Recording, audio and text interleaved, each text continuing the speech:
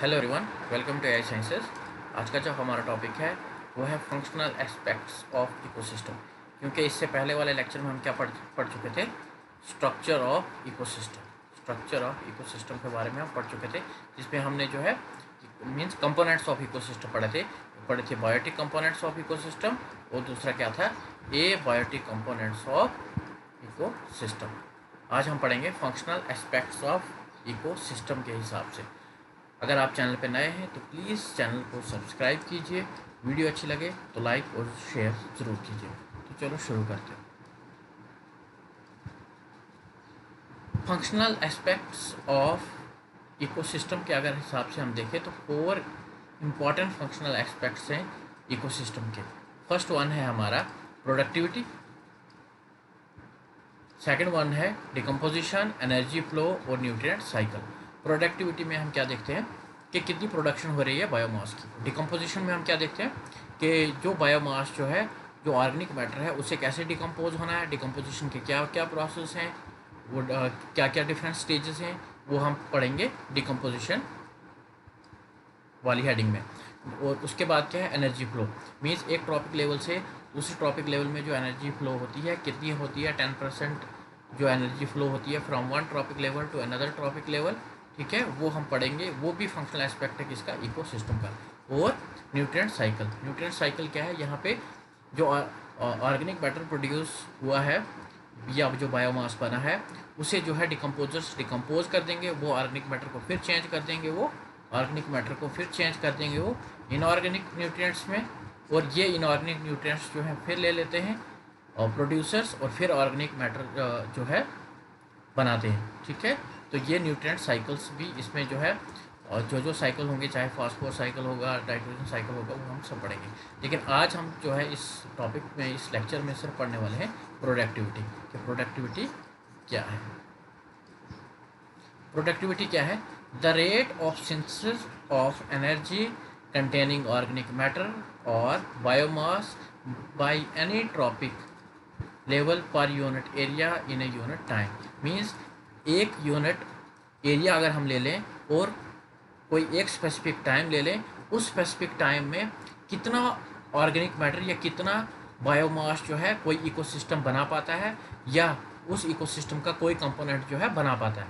ठीक है ना, मीन्स अगर हम इकोसिस्टम, होल इकोसिस्टम की बात करें, तो अगर हम ईयर की बात करें, एक ईयर का टाइम ले लें और एक जो है स्क्वायर किलोमीटर का एरिया ले लें, और हम देखेंगे कि एक स्क्वायर किलोमीटर एरिया में पर ईयर जो है कितना ऑर्गेनिक मैटर जो है वो प्रोड्यूस करता है।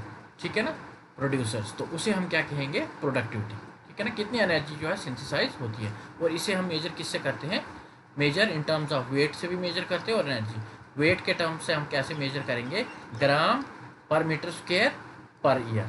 ठीक है, और एनर्जी के टर्म्स में कैसे करेंगे, किलो कैलोरी पर मीटर स्क्वायर पर ईयर। मीन्स कितने का किलो कैलोरी एनर्जी जो है सिंथेसाइज हुई 1 मीटर स्क्वायर एरिया में 1 साल में। ठीक है ना, तो उस चीज़ को हम क्या कहते हैं, प्रोडक्टिविटी। एक ट्रॉपिक लेवल पे, या इकोसिस्टम के किसी कंपोनेंट में, या होल इकोसिस्टम में जो है कितनी एनर्जी सिंथेसाइज हुई, कितना जो है बायोमास बना। Productivity, the branch of ecology that deals with the study of various factors and amount of production of organic matter। ठीक है ना, ऑर्गेनिक मैटर क्या है, biomass, in different ecosystems as well as different component of each ecosystem, उसको हम क्या बोलते हैं, प्रोडक्शन इकोलॉजी। प्रोडक्शन इकोलॉजी में हम क्या स्टडी करते हैं कि कितना ऑर्गेनिक मैटर प्रोड्यूस हुआ, कितनी एनर्जी जो है सिंथेसाइज हुई किसी एक इकोसिस्टम में, या एक इकोसिस्टम के डिफरेंट कंपोनेंट्स में जो है कितनी एनर्जी सिंथेसाइज हुई इन ए पर यूनिट टाइम और पर यूनिट एरिया के हिसाब से। उसको किस में स्टडी करते हैं हम, प्रोडक्शन इकोलॉजी में। प्रोडक्टिविटी को हम फर्दर डिवाइड करते हैं 2 हिस्सों में। एक है हमारे पास प्राइमरी प्रोडक्टिविटी और दूसरा हमारे पास सेकेंडरी प्रोडक्टिविटी। पहले हम देखते हैं कि प्राइमरी प्रोडक्टिविटी क्या होता है। तो प्राइमरी प्रोडक्टिविटी क्या है, amount of energy accumulation in green plants as biomass और organic matter per unit area over a certain period through the process of photosynthesis is known as primary productivity. Primary productivity क्या है कि कितनी energy accumulate होती है या कितने जो प्लांट्स हैं, जो प्रोड्यूसर्स हैं, वो थ्रू फोटोसिंथेसिस जो है एक पर यूनिट टाइम में, पर यूनिट एरिया में कितना ऑर्गेनिक मैटर प्रोड्यूस करते हैं बाय फोटोसिंथेसिस, वो है हमारी प्राइमरी प्रोडक्टिविटी। इसमें एक चीज़ का याद रखना है कि देखो प्राइमरी प्रोडक्टिविटी है क्या, इसको ज़रा ध्यान से सुनना, ये जो टर्म्स हैं इनमें कन्फ्यूजन जो है आपको नहीं होनी चाहिए। प्राइमरी प्रोडक्टिविटी है कि कितना बायोमास बनता है, कितना बायोमास जो है बनता है by the process of photosynthesis पर unit area per unit time में, ठीक है, उसको हम क्या कहते हैं, प्राइमरी प्रोडक्टिविटी। और प्राइमरी प्रोडक्टिविटी को हम फर्दर डिवाइड करते हैं, या इसके दो फर्दर जो है एस्पेक्ट्स हैं, एक है ग्रॉस प्राइमरी प्रोडक्टिविटी और दूसरा क्या है, net primary productivity. Primary productivity का तो पता आपको चल गया कि कितना बायोमास या कितना ऑर्गेनिक मैटर जो है एक्यूमुलेट हुआ, कितना ऑर्गेनिक मैटर सिंथेसाइज हुआ by the process of photosynthesis over a period of time पर यूनिट एरिया, उसको हम क्या कहते हैं, प्राइमरी प्रोडक्टिविटी। अब हम देखते हैं कि ये ग्रॉस प्राइमरी प्रोडक्टिविटी जिसको हम जीपीपी भी कहते हैं, और नेट प्राइमरी प्रोडक्टिविटी जिसको हम एनपीपी से भी डिनोट करते हैं कि ये क्या होता है। तो ग्रॉस प्राइमरी प्रोडक्टिविटी की अगर हम बात करें तो देखो यहाँ पे क्या है, ग्रॉस प्राइमरी प्रोडक्टिविटी। ग्रॉस की अगर हम बात करें, जैसे हम ग्रॉस पे लेते हैं, किसी को पूछते हैं ना कि पे कितनी है, तो वो क्या कहता है, ग्रॉस, एक पे होती है ग्रॉस और दूसरा होता है नेट। ग्रॉस पे कौन सी होती है, ग्रॉस पे होती है कि आपको टोटल कितनी पे मिलती है, ठीक है, और नेट पे कितनी होती है कि आपकी जो भी डिडक्शन होती है वो आपकी डिडक्शन होने के बाद आपको कितनी इन हैंड या कितनी बैंक में आपकी पे आती है, वो है आपकी नेट सैलरी, ठीक है ना। तो ग्रॉस क्या है कि टोटल सैलरी, जैसे टोटल सैलरी किसी की 40,000, किसी की जो है 40,000 किसी की टोटल ग्रॉस सैलरी है, ठीक है। तो उसमें अगर वो जीपी कटवाता है या एनपीएस कटवाता है फॉर एग्जांपल, वो 10,000 जो है उसकी डिडक्शन होती है। तो नेट सैलरी कितनी होगी उसकी, 30,000, ठीक है ना। ये इसको इस चीज़ से रिलेट करके पढ़ेंगे हम। तो देखो ग्रॉस प्राइमरी प्रोडक्टिविटी क्या है, ग्रॉस प्राइमरी प्रोडक्टिविटी है total organic matter synthesized by the producers in the process of photosynthesis, means during photosynthesis per unit area per unit time में जितना भी ऑर्गेनिक मैटर्स जो है प्रोड्यूसर्स ने बनाया है, प्लांट्स ने बनाया है, उस सब को हम क्या कहेंगे हम, gross primary productivity. Gross primary productivity it includes the weight of organic matter added in the body of producers plus losses suffered by them due to respiration, grazing and other damages. इसमें हम जो है कि कितना organic matter produce किया, हालांकि जो producers ने जो ऑर्गेनिक मैटर प्रोड्यूस किया है वो एनर्जी जो है उसको यूटिलाइज भी वो खुद पे भी यूटिलाइज करता है, उसको सेलुलर रेस्पिरेशन भी करनी है, ग्रेजिंग भी करनी है, और अदर डैमेजेस वगैरह में भी जो है एनर्जी यूटिलाइज होगी। लेकिन ग्रॉस प्राइमरी प्रोडक्टिविटी में हम इस सब को क्या करते हैं, प्लस करते हैं कि कितना ऑर्गेनिक मैटर प्रोड्यूस हुआ प्लस उसने जो है उस एनर्जी में से जो उसको कंजम्पशन भी हुई है, चाहे वो किसी डैमेजेस के रिलेटेड हो या रेस्पिरेशन के रिलेटेड हो, हम उस सबको मिलाते हैं, ठीक है ना। तो उससे हम क्या कहते हैं, gross primary productivity. Gross primary productivity की समझ आ गई, आई होप, कि कितना ऑर्गेनिक मैटर सिंथेसाइज हुआ, कितनी एनर्जी जो है एक्यूमुलेशन हुई। लॉस का हमने इसमें जिक्र नहीं करना है, ठीक है ना। जो लॉस भी हुआ उसे भी, जो थ्रू रेस्पिरेशन भी लॉस हुआ है उसे भी जो है हमने इसमें इंक्लूड करना है। तो वहाँ से हमें पता चलेगा कि ग्रॉस प्राइमरी प्रोडक्टिविटी, वहाँ से हमें पता चला कि ग्रॉस सैलरी क्या है आपकी, जितनी भी डिडक्शन कटती है, चाहे वो जीपी की कटती है या कोई कार लोन लिया है आपने, हाउसिंग लोन लिया है, तो हम उन सबको क्या करेंगे, प्लस करेंगे, उन डैमेजेस को हम नहीं देखेंगे, ठीक है। तो वो हमारी क्या होगी, ग्रॉस सैलरी, या इन टर्म्स अगर हम प्रोडक्टिविटी की देखें तो उसको हम क्या कहेंगे, ग्रॉस प्राइमरी प्रोडक्टिविटी। नेक्स्ट है हमारे पास नेट प्राइमरी प्रोडक्टिविटी। तो नेट प्राइमरी प्रोडक्टिविटी को अगर हम किस हिसाब से देखें, पे के हिसाब, सैलरी के हिसाब से देखें, तो ग्रॉस पे क्या होगी हमारी, ग्रॉस पे जो है, क्योंकि तो हमें टोटल पे कितनी मिलती है, तो वो कितनी थी, 40,000। और अब बारी है किसकी, नेट पे की, नेट सैलरी की। तो वो उसमें क्या क्या इंक्लूड होगा, हमारा नेट सैलरी में हमें क्या मिलेगी, उसमें क्या होंगी, डिडक्शंस होंगी। डिडक्शंस क्या क्या होंगी, फॉर एग्जांपल आपने कार लोन लिया हुआ है, वो भी उसमें डिडक्ट हो जाएगा, आपका हाउसिंग लोन है वो भी डिडक्ट हो जाएगा, आपका कोई पीसीएल वगैरह चल रहा है तो वो भी डिडक्ट होगा, और उसके बाद जो आपका बचेगा वो आपका क्या होगा, नेट सैलरी, जो कैश इन हैंड या जो बैंक में आपको आएगी, तो उसे हम क्या कहते हैं, नेट सैलरी। और इन टर्म्स ऑफ प्रोडक्टिविटी देखें तो नेट प्राइमरी प्रोडक्टिविटी क्या होगा कि जितनी हमने एनर्जी एक्यूमुलेट की थी, सिंथेसाइज की थी, और जो लॉस भी हुआ, जो थ्रो डैमेज हुआ, थ्रो रेस्पिरेशन हुआ, उसको हम जब उससे माइनस करेंगे तो हमें क्या मिलेगा, नेट प्राइमरी प्रोडक्टिविटी। तो इसे हम कैसे देखते हैं, it is the amount of energy और biomass stored by the producer per unit area per unit time. Means कितना बायोमास या कितनी एनर्जी जो है स्टोर की है प्रोड्यूसर ने, मीन्स प्लांट्स ने, per unit area per unit time में। और ये क्या होता है, dried weight, means weight of organic matter stored by the producer. और हमेशा ये बात तो पक्का होगी कि जो नेट प्राइमरी प्रोडक्टिविटी है वो हमेशा कम होगी किससे, ग्रॉस प्राइमरी प्रोडक्टिविटी से। इसे हम ऐसे समझेंगे कि जो ग्रॉस सैलरी होगी, जो ग्रॉस सैलरी होगी वो हमेशा क्या होगी, ज़्यादा होगी किससे, नेट सैलरी, नेट सैलरी से हमेशा ज़्यादा ही होगी। क्यों, क्योंकि ग्रॉस सैलरी में आपकी डिडक्शंस जो है, हमें इसमें डिडक्शंस को भी ऐड करते हैं, मीन्स इस केस में हम डिडक्शंस को नहीं लेते हैं, लेकिन नेट सैलरी की जब बात आती है तो उस केस में हम जो है डिडक्शंस को भी लेके चलते हैं। ठीक है, तो ये है ग्रॉस और ये है नेट। तो यहाँ पे अगर हम देखेंगे कि नेट प्राइमरी प्रोडक्टिविटी को हम कैसे देखेंगे, नेट प्राइमरी प्रोडक्टिविटी का क्या निकालने का तरीका है कि जो ग्रॉस प्राइमरी प्रोडक्टिविटी है उससे हम माइनस कर देंगे आर क्या, हमारा रेस्पिरेशन, मीन्स रेस्पिरेशन में कितनी एनर्जी, कितनी अमाउंट ऑफ एनर्जी जो है यूटिलाइज हुई है, कितना अमाउंट ऑफ एनर्जी जो है खर्च हुई है। तो जब हम ग्रॉस से वो डिडक्ट कर लेंगे तो हमें क्या मिल जाएगा, net, net salary means net primary productivity मिल जाएगी। अब इसमें कंफ्यूज होने वाली बात नहीं है। ग्रॉस क्या है कि फोटोसिंथेसिस से प्रोड्यूसर्स ने कितना एनर्जी जो है एक्यूमुलेट की, कितना बायोमास बनाया, वो है gross primary productivity. Net primary productivity है कि जितना उसने बनाया था उसमें से कितनी कंजम्पशन हुई, चाहे वो डैमेजेस को रिपेयर करने में हुई या रेस्पिरेशन में हुई, ठीक है ना। तो वो जो जब हम उसको ग्रास में से वो डैमेजेस या रेस्पिरेशन को निकाल देंगे तो हमारे पास क्या बचेगा, नेट प्राइमरी प्रोडक्टिविटी। यहाँ पे कुछ इकोसिस्टम्स दिए हुए हैं और इनका जो है हमने बताया है कि किसकी जो है प्रोडक्टिविटी जो है सबसे ज़्यादा है। तो सबसे ज़्यादा किसकी होती है, ट्रॉपिकल रेन फॉरेस्ट में सबसे ज़्यादा नेट प्राइमरी प्रोडक्टिविटी होती है, उससे कम होती है ट्रॉपिकल डेसिडियस फॉरेस्ट में, उससे कम टेम्परेट ग्रासलैंड में, और सबसे कम कहाँ पे होती है, डेजर्ट में। अब ये प्रोडक्टिविटी किस पे डिपेंड करती है, ये आपके टेम्परेचर पे भी डिपेंड करती है कि कितना टेम्परेचर है, ये आपकी सोलर रेडिएशन कितनी मिल रही है उस इकोसिस्टम को, कि क्योंकि ज़्यादा सोलर रेडिएशन मिलेगी तो ज़्यादा फोटोसिंथेसिस होगा, ज़्यादा फोटोसिंथेसिस होगा तो वो जो है एनर्जी या बायोमास जो है ज़्यादा एक्यूमुलेट करेगा, ठीक है। और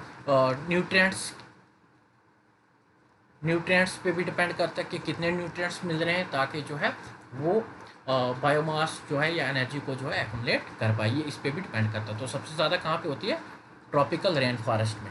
और highest primary productivity, highest primary productivity किस इकोसिस्टम की सबसे ज़्यादा होती है, वो होती है फॉरेस्ट की। फॉरेस्ट इकोसिस्टम की सबसे ज़्यादा हाईएस्ट प्राइमरी प्रोडक्टिविटी होती है। और फॉरेस्ट में भी अगर हम बात करें तो किसकी, tropical rain forest, tropical rain forest की सबसे ज़्यादा होती है। नेक्स्ट देखते हैं हम सेकेंडरी प्रोडक्टिविटी। अब ये देखना, ये जो नेट प्राइमरी प्रोडक्टिविटी है ना, इसको हम यहाँ पे ऐड कर लेंगे पेज। जो हमने क्या पढ़ा, हमने पढ़ा प्रोडक्टिविटी क्या, एक हमने पढ़ा ग्रॉस प्राइमरी प्रोडक्टिविटी। यहाँ से हमारे पास जो लॉस हुआ वो हमारे पास क्या रहा, जो हमारे पास बच गया वो था नेट प्राइमरी प्रोडक्टिविटी, ठीक है ना। अब ये जो नेट प्राइमरी प्रोडक्टिविटी है ये एक्यूमुलेट हुआ है किसमें, as a biomass, as a weight जो है प्रोड्यूसर्स का, ये अवेलेबल है किसके लिए, कंज्यूमर्स के लिए।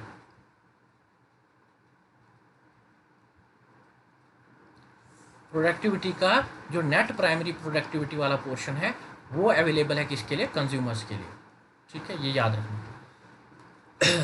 सेकेंडरी प्रोडक्टिविटी क्या है, सेकेंडरी प्रोडक्टिविटी है the rate at which organic matter is build by consumers, कि अब कंज्यूमर्स जो है कितना ऑर्गेनिक मैटर जो है बिल्ड करते हैं, स्पेशली द प्राइमरी कंज्यूमर्स या हर्बीवोर्स, क्योंकि हर्बीवोर्स क्या प्रोड्यूसर्स को खाएंगे, प्लांट्स को खाएंगे, ठीक है ना।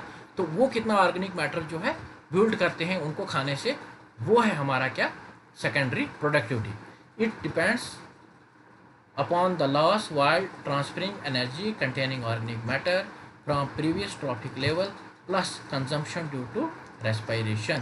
क्योंकि देखो हर ट्रॉपिक लेवल में जो है क्या होने वाला है कि एनर्जी का लॉस जो है होने वाला है। और सबसे ज़्यादा जैसे एनर्जी का लॉस किस केस में होगा, कंज्यूमर्स के केस में, है ना। जो एनिमल्स होंगे, हर्बीवोर एनिमल्स जो होंगे या बाकी जो हैं, उनमें जो है सबसे ज़्यादा एनर्जी का लॉस होगा। क्यों? क्योंकि उन्होंने शिकार भी करना है, उनका रेस्पिरेशन रेट भी ज़्यादा होगा, उनकी सेलुलर रेस्पिरेशन ज़्यादा होगी, एनर्जी वहाँ पे ज़्यादा जो है उन्हें यूटिलाइज करनी पड़ेगी, एनर्जी की कंजम्पशन जो है ज़्यादा होगी। Therefore net primary productivity decreases with each trophic level. Her trophic level में जो है नेट प्राइमरी प्रोडक्टिविटी जो है डिक्रीज करती ही जाएगी। एक और बात यहाँ पे समझने के लिए है कि ट्रॉपिक लेवल जो है, ट्रॉपिक लेवल्स जो हैं वो 4 to 5 तक ही होते हैं, मीन्स 4 से 5 तक ही ट्रॉपिक लेवल जो है हमें किसी भी फूड चेन में जो है मिलेंगे। ऐसा क्यों होता है कि ज़्यादा 6, 7, 8, 10 जो है ट्रॉपिक लेवल्स क्यों नहीं हो सकते? ये इसलिए नहीं हो सकते, देखो ये इंपॉर्टेंट पॉइंट है, ये इसलिए नहीं हो सकते कि एक ट्रॉपिक लेवल से दूसरे ट्रॉपिक लेवल पे अबाउट 90% जो है एनर्जी का लॉस होता है, ठीक है ना। ओनली 10% जो है एनर्जी ट्रांसफ़र होती है, ठीक है ना। एक ये एनर्जी फ्लो में भी पढ़ेंगे हम कि 90% जो एनर्जी जो है क्या हो रही होती है, लॉस होती है। और जो 4th या 5th जब हम ट्रॉपिक लेवल पे पहुंच जाते हैं तो वहाँ तक जो है एनर्जी बहुत ज़्यादा लॉस हुई होती है, तो इससे आगे जो है ट्रॉपिक लेवल जो है सस्टेन नहीं कर सकते, ठीक है ना।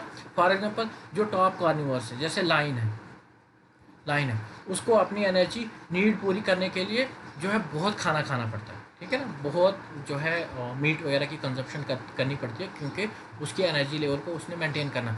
तो जो उससे नेक्स्ट ट्रॉपिक लेवल पे होगा, जो फॉर एग्जांपल जो है लाइन को खाने वाला होगा, टाइगर को खाने वाला होगा, तो उसे जो है कंजप्शन बहुत ज़्यादा करनी पड़ेगी अपनी एनर्जी रिक्वायरमेंट को पूरी करने के लिए। उसकी कंजप्शन जो है बहुत ज़्यादा होगी और वो जो है फिजिबल नहीं है, इसीलिए हार्डली 4 to 5 ट्रॉपिक लेवल ही जो है सस्टेन करते हैं। अब ये हमने जो है प्राइमरी प्रोडक्टिविटी भी देख लिया और सेकेंडरी प्रोडक्टिविटी भी देख लिया। प्राइमरी में हमने ग्रॉस भी देख लिया और नेट प्राइमरी प्रोडक्टिविटी भी देख लिया। अब हम इसके डिफरेंसेस देखेंगे प्राइमरी प्रोडक्टिविटी के और सेकेंडरी प्रोडक्टिविटी के, ठीक है। तो प्राइमरी प्रोडक्टिविटी क्या है? The rate at which organic matter is build by the producers, ठीक है ना। इसको हम क्या कहते हैं? प्राइमरी प्रोडक्टिविटी के किस रेट से जो है पर unit area, per unit time के हिसाब से जो है कितना ऑर्गेनिक मैटर जो है बिल्ड होता है, कितना ऑर्गेनिक मैटर बिल्ड कर पाते हैं प्रोड्यूसर्स। और सेकेंडरी क्या है? सेकेंडरी है the rate at which organic matter is build by the consumers. Consumer कितना ऑर्गेनिक मैटर जो है बिल्ड कर पाते हैं, उसे हम क्या कहते हैं? Secondary productivity. और ये क्या है? Primary productivity. It is due to photosynthesis. ये किसकी वजह से? फोटोसिंथेसिस की वजह से प्राइमरी प्रोडक्टिविटी। और जो प्राइमरी प्रोडक्टिविटी जैसे ग्रास है और नेट है, जो grass primary productivity, grass primary productivity, और क्या है? Net primary productivity. और वो नेट प्राइमरी प्रोडक्टिविटी ही जो है अवेलेबल है किसके लिए? कंज्यूमर्स के लिए। नेट प्राइमरी प्रोडक्टिविटी ही अवेलेबल है किसके लिए? कंज्यूमर्स के लिए, यही जो है अवेलेबल है। और यहाँ पे क्या है? सेकेंडरी प्रोडक्टिविटी में it is due to the herbivory and predation. ये यहाँ पे क्या है? ये घास वगैरह खाएंगे या प्रेज वगैरह को खाएंगे, ठीक है। तो यहाँ पे ये इसकी वजह से हो रहा है। क्यों? क्योंकि ये क्या कर रहे हैं? उन हर्बीवर क्या बोलते हैं, ये हर्बीवर्स हैं, ये वो घास वगैरह खाएंगे। तो ये किसकी वजह से इनको होगा? इनका जो ऑर्गेनिक मैटर बिल्डअप होगा वो होगा बाय कंजम्पशन। और प्राइमरी प्रोडक्टिविटी की बात करें, there is net gain of energy in the biosphere. यहाँ पे क्या होगा कि net gain of energy biosphere में जो है एनर्जी नेट गेन होगा। वो कैसे होगा? क्योंकि सोलर रेडिएशन से फोटोसिंथेसिस हो रही है और वहाँ से क्या कर रहे हैं? एनर्जी की प्रोडक्शन कर रहे हैं। तो एनर्जी जो है गेन होगी किसमें? बायोस्फीयर में। लेकिन यहाँ पे ऐसी कोई भी एक्टिविटी नहीं हो रही है, किसमें, सेकेंडरी प्रोडक्टिविटी, क्योंकि ये क्या खा रहे हैं, ये वही एनर्जी जो सोलर एनर्जी से प्रोड्यूसर्स ने जो ऑर्गेनिक मटेरियल बनाया है, ऑर्गेनिक मैटर बनाया है, बायोमास बनाया है, सेकेंडरी प्रोडक्टिविटी में उसी की कंजम्पशन हो रही है। और यहाँ पे कोई जो है नेट गेन ऑफ एनर्जी नहीं हो रहा है बायोस्फीयर में। आई होप कि आपको समझ आई। वीडियो अच्छे लगे तो लाइक, चैनल को सब्सक्राइब और वीडियो को शेयर जरूर कीजिए। Okay, thanks.